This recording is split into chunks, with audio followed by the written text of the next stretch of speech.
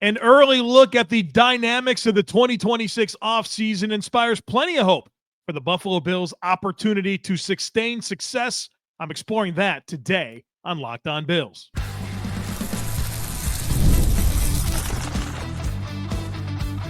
You are Locked On Bills, your daily Buffalo Bills podcast. Part of the Locked On Podcast Network, your team every day.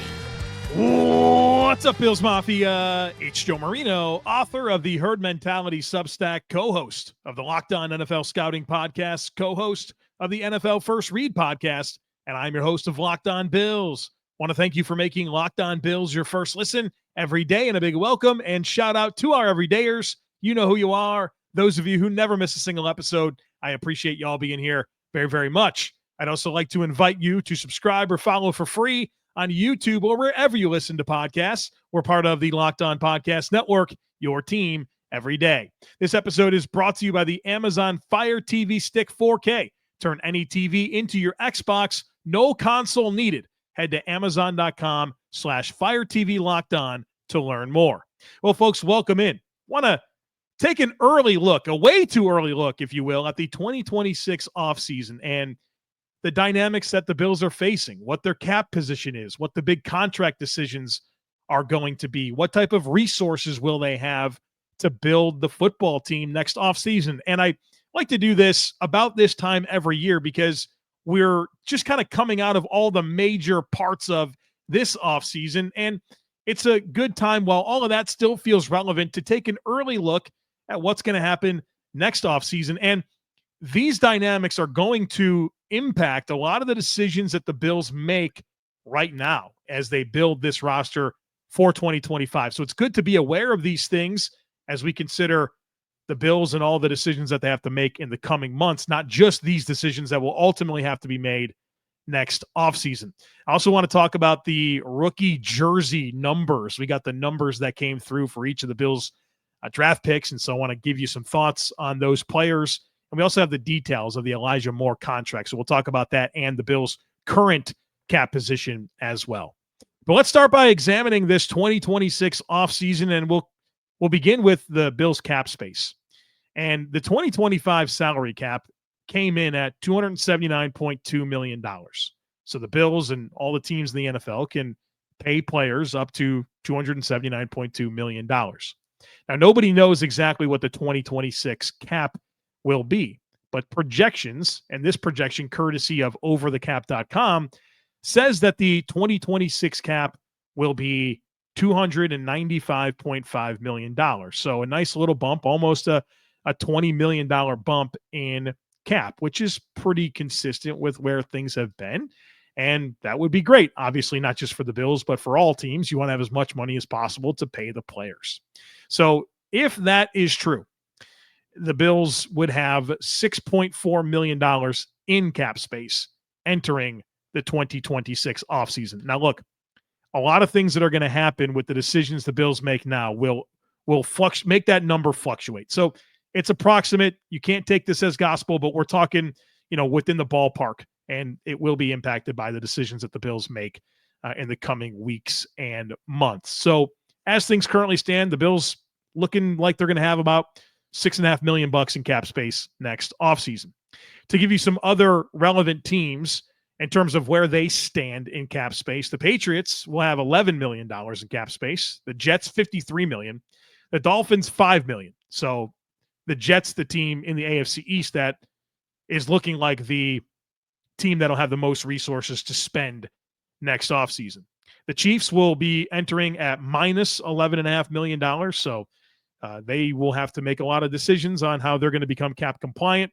The Ravens, on the other hand, will have $38 million in cap space. So one of the teams that the Bills are annually competing with, they look to be pretty healthy with their cap position. Other notes on the AFC, the following teams have over $100 million in cap space. So remember the Patriots this year and all the money they were able to spend on players. Next offseason, get ready for it from these guys. The Chargers, Raiders, Titans, and Steelers will have north of $100 million in cap space.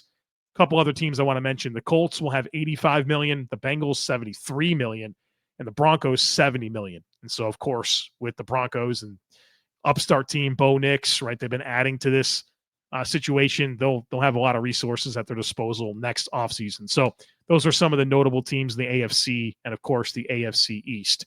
We'll talk more about opportunities that the Bills will have with the cap coming later, including, early release candidates, early contract extension candidates. So that's the general outlook of the cap. The Bills likely to have around $6.5 million in cap space.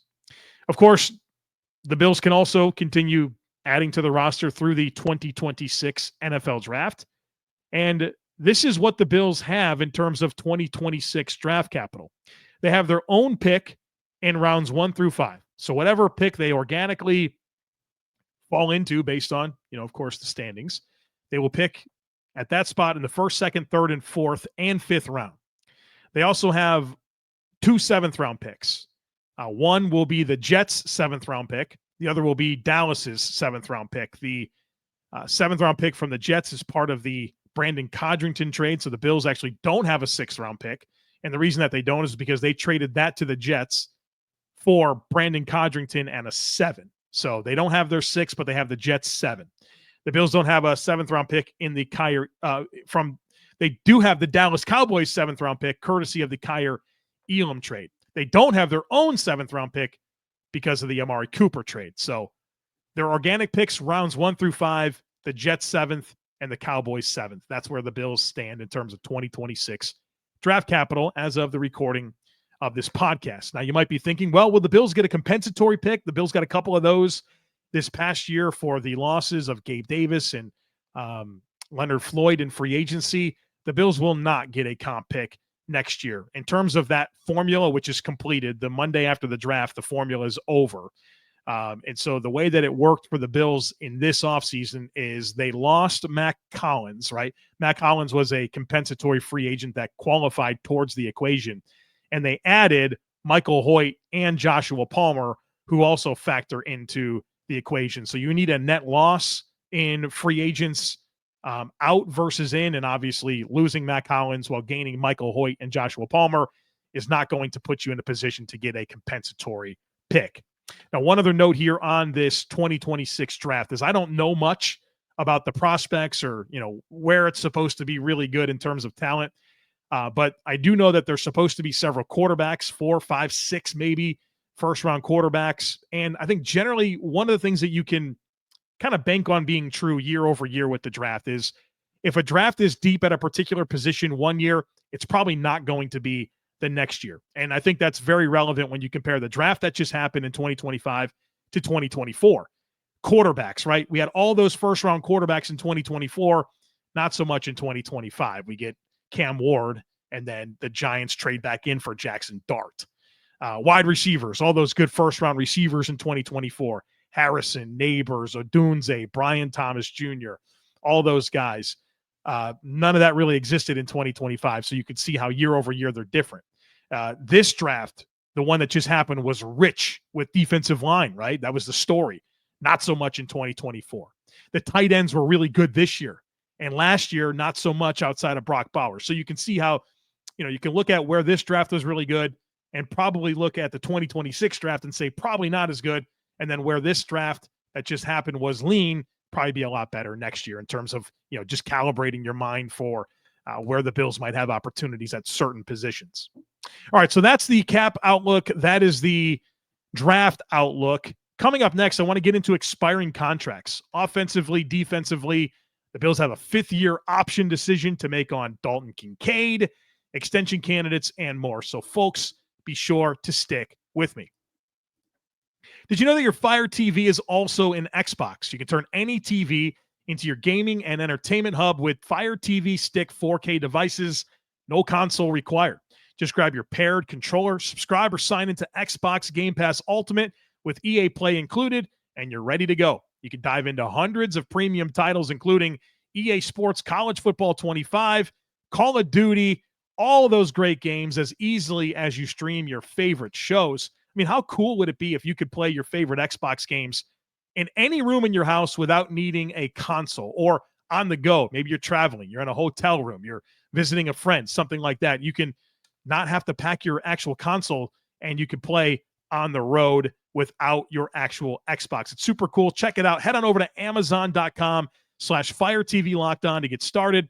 Xbox Game Pass Ultimate subscription and compatible controller required. Available on select devices, including Fire TV Stick 4K 2nd Gen, Fire TV Stick Max 4K and 1st and 2nd Gen, and the Fire TV Cube 3rd Gen. All right, let's continue our conversation today with a way too early look at the 2026 offseason. I want to tell you the expiring contracts. So guys that will be in 2026 on the last year of their deal. And so when you are coming out of this season, coming out of 2025, this is the last year of their deal. And in 2026, the Bills will have to make a decision before that year on their contract. So expiring contracts this year. Sorry if I was confusing there. All the quarterbacks except for Josh Allen. So whatever one makes it, Trubisky, Mike White, Shane Buechele, the Bills will have to re-sign them or find a different direction at backup quarterback. At running back, James Cook, right? That's probably the big name in general for the Bills and expiring contracts is James Cook, looking like he's going to play this year without a new deal, and we'll see what happens in the offseason. I think obviously this year will dictate so much of where that goes. Does he triple down on production? Does he play a higher percentage of snaps? Does he show growth in pass pro? Does he become a true 3-down back? We'll find out, and that'll obviously dictate exactly where James Cook's market is. So that's the big name at running back. And then other than that, it's just Darrington Evans as an expiring contract at running back. At wide receiver, the Bills are in good shape. Pretty much all the names are signed beyond this year. Elijah Moore signing a 1-year deal. He'll be an expiring contract, and we'll see what happens with that. Maybe he'll be awesome. Certainly a young player with a lot of upside and skill and talent. Maybe he'll be a very valuable member of this team. I could see him and his skill set meshing well with Josh Allen, and we'll revisit that after the year, and maybe he'll sign long-term in Buffalo. Maybe he'll sign a big deal with someone else. Maybe he won't be very good, and he'll be looking for work next offseason. So we'll see how that goes. Outside of Elijah Moore at wide receiver, it's KJ Hamler, Laviska Shenault, and Jalen Virgil. So not a whole lot of stuff to panic about beyond the Elijah Moore situation.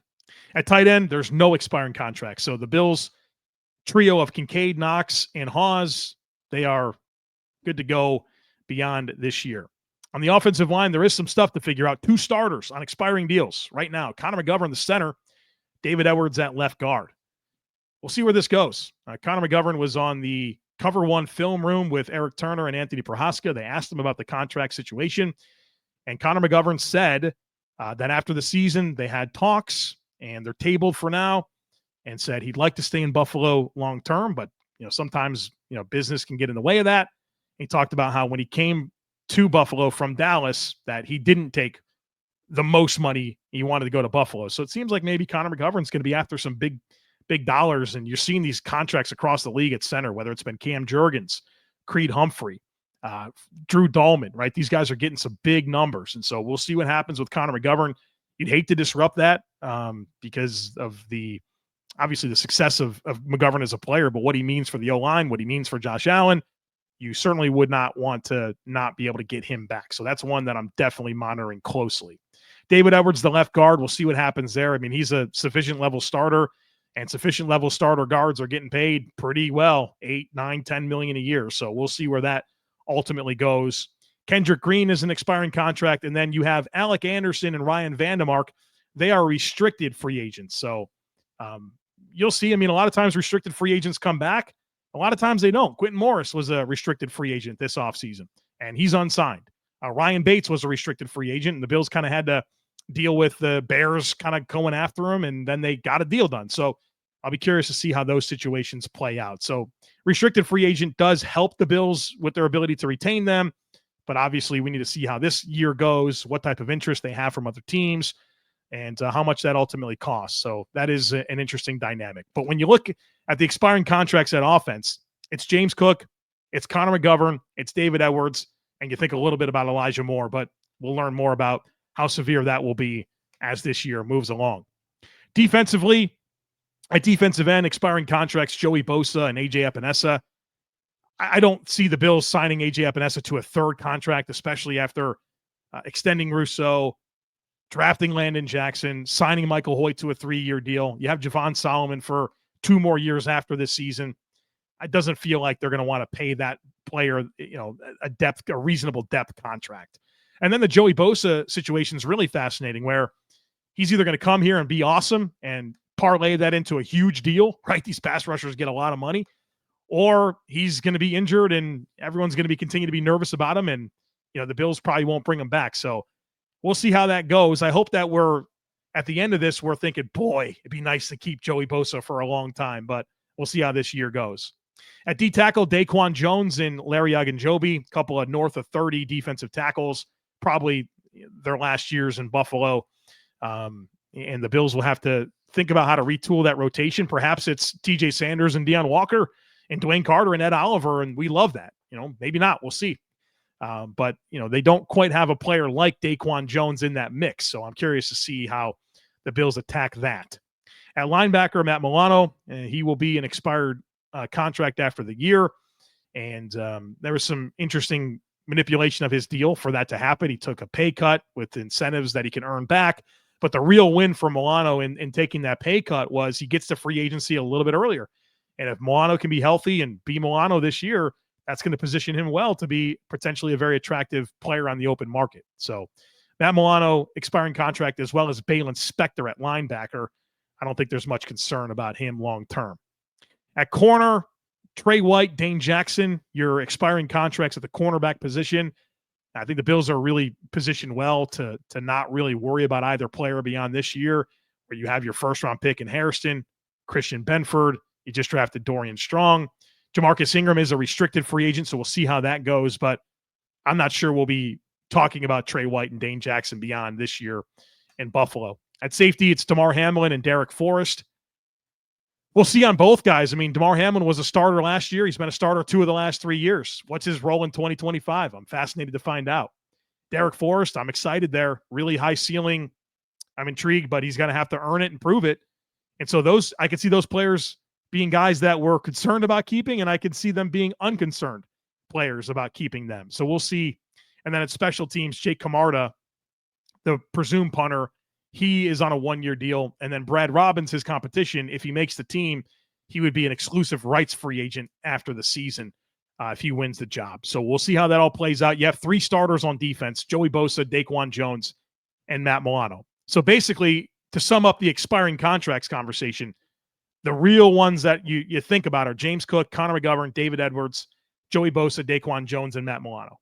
So it's not too bad, right? It's not really a very daunting situation. Real quick, the 5th-year option, the Bills will have to make a decision on Dalton Kincaid. They won't have to make that decision now. They have until early May of 2026 to do it. So we'll see how Dalton Kincaid does this year. But that's the player the Bills will have to consider whether or not they want to pick up the 5th-year option. And so I don't know exactly what that number will be. And we're talking about the 2027 number. So unless he makes the Pro Bowl this year, his 5th-year option will cost the average of the 3rd to 25th highest salaries at the tight end position over the last 5 years. I don't know what that number is going to be. If he makes the Pro Bowl, then I can tell you that the number will be $13.7 million. So if he's an organic Pro Bowl selection, not an alternate, anything like that, if Dalton Kincaid is voted to the Pro Bowl, that 5th-year option will cost $13.7 million. And I can tell you this, I don't know the other number, but it will be less than 13.7. I'll say this, it won't be a super scary number. Even 13.7 is not a scary number. If Dalton Kincaid makes the Pro Bowl this year, you won't think twice about picking that up. But we need to see how it plays out. Obviously, we need to build upon the successes that have happened to this point and become the player the Bills drafted him to be in the first round. So this will be an important year for Dalton Kincaid, and obviously that decision will loom large next offseason, but they'll get the whole year of data to consider where that'll go. Want to mention some extension candidates. These are players that are not expiring contracts, but the Bills could choose to extend them. They did this with a bunch of players just now, right? We just lived in this world where Benford, Shakir, Bernard, Rousseau, all these guys weren't on expiring deals, and the Bills went ahead and got contract extensions done. Players that will be in that conversation next year: Dalton Kincaid, Osiris Torrance. That one's going to be fascinating because these guards are getting paid tons of money. pushing $20 million a season, north of 20 for some guys. And where does O'Cyrus Torrence come in if he takes a step this coming year? It'll be fascinating to find out. So we'll see what happens with O'Cyrus Torrence. That's going to be an expensive one, I fear. Dorian Williams as well, which I'm thinking the plan there will be he'll play out his rookie deal and he'll either be the successor for Matt Milano or he won't be. But I don't think you'll extend him after this season unless, Milano gets hurt and then Dorian Williams comes in and shows that he's the answer long-term and you go ahead and get the deal done. But there's probably more likely than not that plays itself out. Then that was it. That's it. The other three, the Bills only drafted 6 players in 2023, Kincaid, Torrence, and Williams. And then the other guys are not on the team. Justin Shorter, Nick Broker, Alex Austin, not on the team. So only 3 players that would fall into that bucket of potential extension candidates from the rookie class of 2023. Dawson Knox is one the Bills are going to have to look at. He'll be turning 30 in 2026 in November. He has a $17 million cap hit. I don't think the Bills are going to want to have a $17 million cap hit to Dawson Knox. So I don't know if the Bills will move on from Knox. I kind of think he's going to be a lifer with the Bills, but I don't think they're going to want him to be on that big of a tag next year. And then Taylor Rapp is another player that I'll invoke. 2026 will be the last year of his deal. It'll be his age 29 season. I don't know if the Bills want to keep him for another contract or not, but he's worth considering in this conversation. Real quick on cut candidates, players that the Bills could be in the thought of cutting next offseason. Dawson Knox, the Bills would get $9.7 million in savings.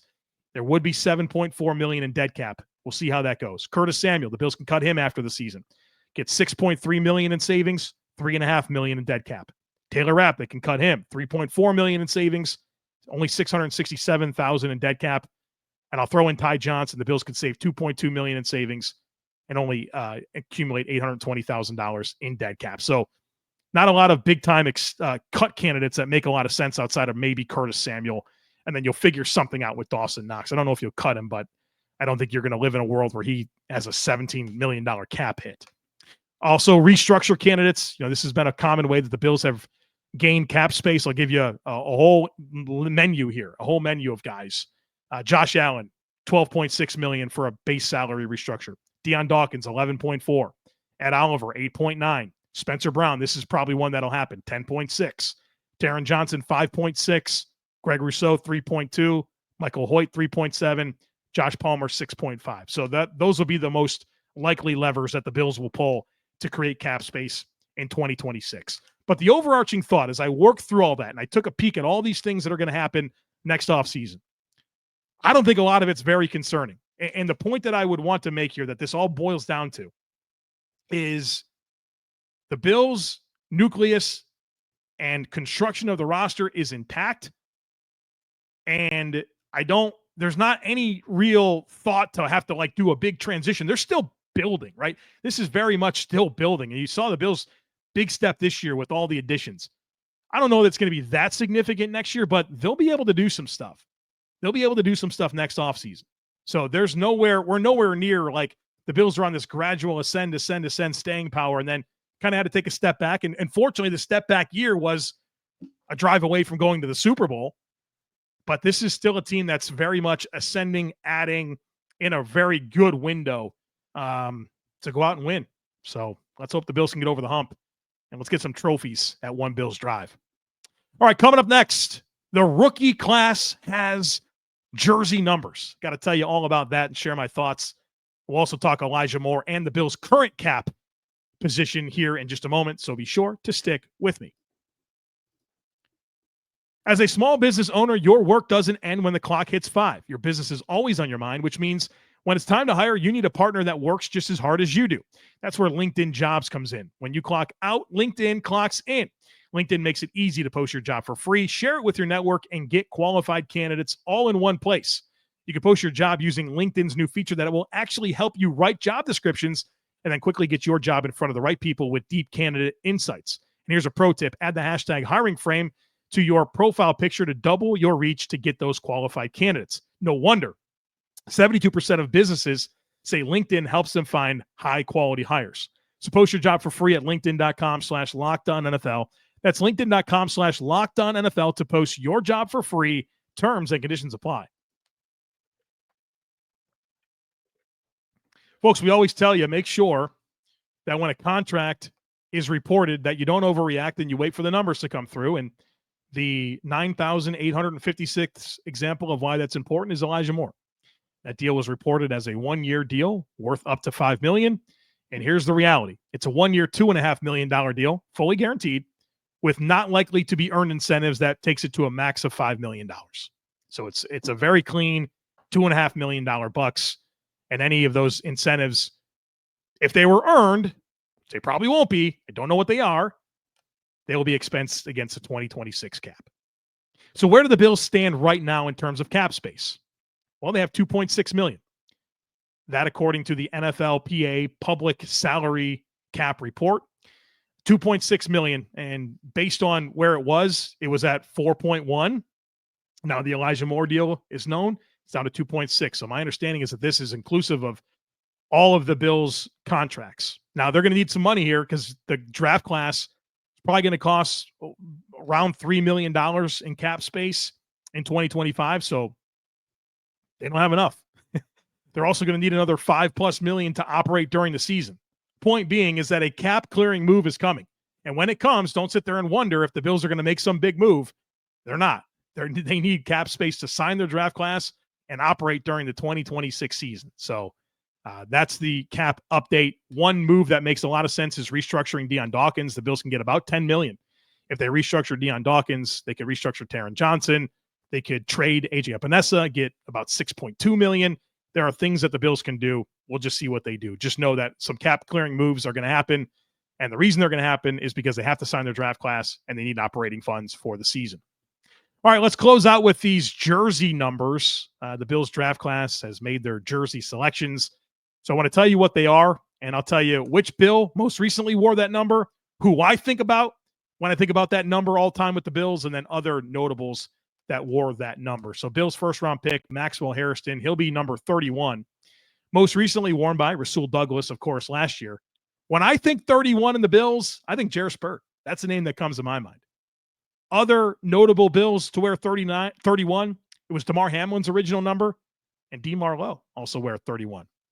TJ Sanders is going to wear 98, worn last season by Austin Johnson. When I think, and this is like very much like just number association, I ask myself, who's the first guy you think of when you think 98 and the Bills? For me, it was Ron Edwards. Maybe that's a weird choice. D-tackle out of Texas A&M back in the early 2000s. Another player that famously wore 98 for the Bills would be Starlo Tulele. Landon Jackson's going to wear 94, mostly recently worn by DeJuan Smoot last year. When I think 94 in the Bills, I think Aaron Schobel, one of my favorite players growing up. I played defensive end in high school, and that's right when Aaron Schobel was on the team, and I really loved him. So I think that's pretty cool. I'm excited about this one. Mario Williams also wore 94 for the Bills. Also Mark Pike, one of the great special teamers all time for the Bills. Deion Walker, the D-tackle out of Kentucky, is going to wear 96, most recently worn by Cameron Klein. The name I think about with 96 in the Bills is Jeff Posey. Remember this guy? It was that linebacker trio of London Fletcher, Takeo Spikes, and Jeff Posey, right? Jeff Posey was sort of a big signing from the Texans, if I'm not mistaken. Other notable Bills to wear 96, Leon Seals and Terrell Troop. I don't want to get too far into that, but let's hope that Deion Walker's career is nothing like Terrell Troop's. Jordan Hancock's going to be 37. Not a guy that's worn that recently. Darryl Worley, actually, I think it was in 2020, wore 37. That's the last guy to do it. When I think 37 in the Bills, I think George Wilson. Remember this guy? Played receiver at Arkansas, converts to safety for the Bills. Pretty good player. And Larry Centers. Remember him? Pass-catching fullback? That's what I think of with 37 in the Bills. But also, I'm sure most people think about Nate Odoms, corner in the early 90s and the Super Bowl teams. Jackson Hawes is 85, most recently worn by Quentin Morris. I think about Charles Clay and Jay Reamersma when I consider 85 in the Bills. Other names that wore it, notable names in Bills history. Walt Potulski, good player in the 70s for the Bills. Russell Copeland, Kevin Everett also wore 85. So a lot of tight ends have worn 85 for the Bills. Dorian Strong, the corner, he's going to be 43. He wore 44 in college, so maybe he likes those 40 numbers for corners. Most recently worn by Terrell Bernard. I think about Terrell Bernard, and that's going to be an adjustment. Terrell Bernard has switched to number 8. So recalibrate yourself to know that number 8 on the field is Terrell Bernard. Other notable Bills to wear 43, Brian Scott, Tony Green also. If you don't know about Tony Green, he was a good player in the 70s. It's actually second all-time for the Bills in interceptions. Chase Lunt's going to wear 77, most recently worn by Will Clapp. I think about Cordy Glenn. That's 77 for the Bills for me. Other notable Bills to wear 77, Ben Williams was actually a 10-year starter for the Bills in the 70s and 80s, had 3 double-digit sack seasons. And also Stu Barber, 8-time Pro Bowl selection in the 60s. He was a starter for both of the AFL championship teams. Fun fact on him, started his career at linebacker and then switched over to offensive line and was an 8-time Pro Bowler. Last one, Caden Prather, receiver. He's going to wear 81. Most recently worn by Cahal Waring, so not a very recent player to wear it. When I think 81 for the Bills, I think Tyler Kroft and I think Peerless Price. Those are the names for me. Other notable player to wear 81 would be Bob Chandler, wide receiver for the Bills in the 70s, who's actually 9th all-time for the Bills in receiving and 6th in touchdown catches. So there you go. Little jersey number analysis. I think these are all pretty normal numbers, right? Nobody did anything overly flashy. No single digits. In fact, the lowest number here was 31, not even a number in the 20s. All the D linemen go numbers in the 90s, which I kind of like that. We'll see if they stick with these. Things will change. My favorite one's probably Landon Jackson with 94, just because I'm such a fan of Aaron Schobel. It's cool to see that number, and it's been a while since there's been like a meaningful player that wore 94. I know Mario Williams happened, and I like Mario Williams, but Aaron Schobel's a guy that'll always have a soft spot for me. So nothing overly flashy, pretty normal numbers. We'll see what happens, if numbers become available and guys switch, right? It's kind of been a thing. The guys have switched a lot. James Cook switched. Didn't Taylor Rapp switch? Terrell Bernard just switched. Taron Johnson just switched. Kyrie Elam switched. So don't get overly attached here. You never know when these guys are going to switch it up on us. All right, folks, that's it. Thanks for being here. As always, I kindly ask that you share, subscribe, rate, and review. Have a great rest of your day. Go Bills. And I look forward to catching up with you again real soon.